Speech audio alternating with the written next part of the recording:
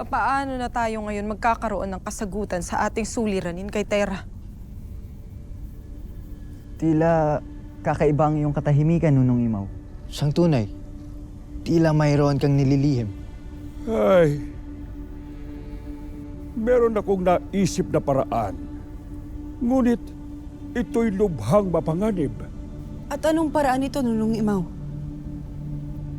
Ngayong isa ng Ivtre si Terra, maaari kayong sumangguni sa isang pantas na merong karunungan at talas ng pag-iisip tungkol sa mga Ivtre.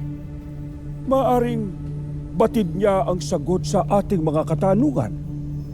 Ngunit saan namin nahanapin ang pantas na ito, Nunong Imaw? Sa Balaak, doon nananahan ang kanyang Ivtre.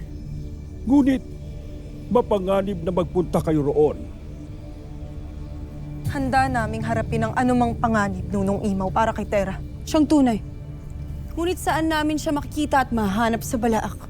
Ang Balaak ay hindi lamang tahanan ng mga ligaw at makasalanang mga Ivtre. Ito rin ay binubuo ng mga burol at mga islang pinamumugaran ng mga Gulmorok.